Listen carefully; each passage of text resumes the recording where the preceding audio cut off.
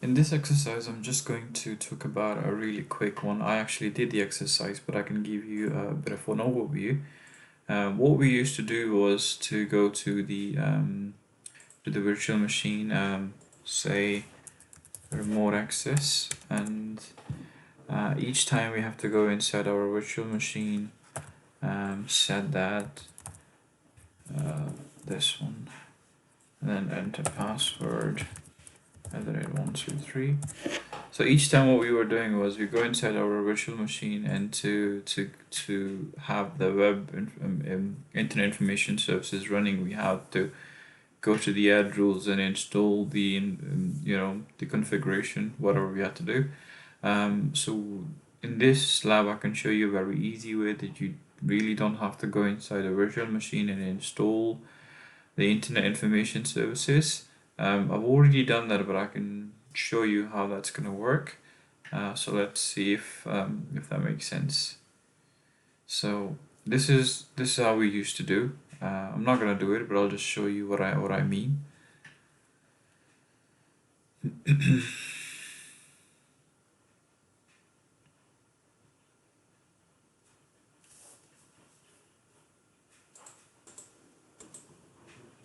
So finally this has started. So in here, hopefully it will show us the installation.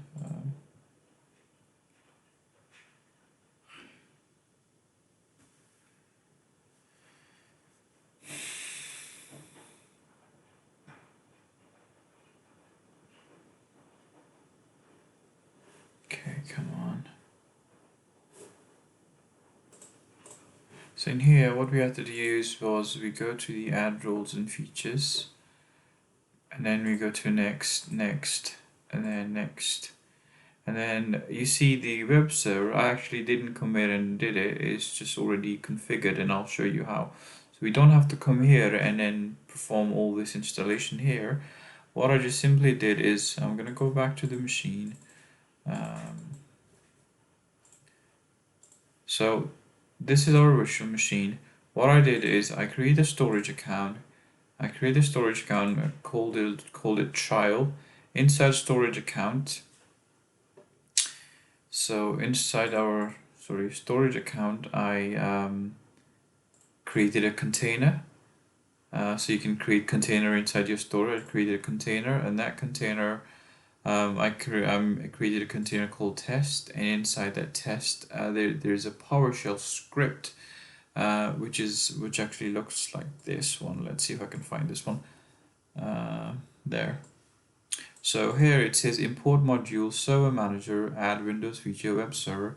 So and I save this one in my desktop. So that's my desktop. I go to documents. That's the script I have up here. So I use this one, and I saved it up here. And then I went to virtual machine, and then when I go to virtual machine, this is my virtual machine. I go to extensions, and once you go to extension, it's already there though. But what I did is go to add, and then here you select a custom script extension. You click on create, and then you browse, and then you go to the storage account where the file is.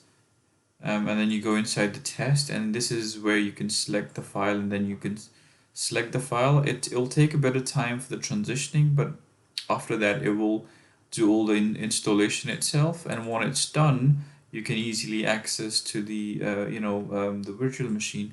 One thing to remember, which I made a mistake as well, is what I did is I simply go to the public IP, and I tried to see if I can get connected, but it wasn't connected, and I was like, why it's not connecting?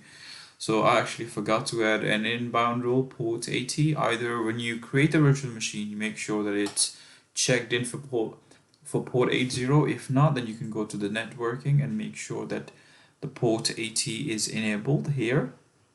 And it's easy. Once you go to the overview, you copy that, and then you go here and then copy paste, and then you'll be able to get connected with the virtual machine, the one you have installed.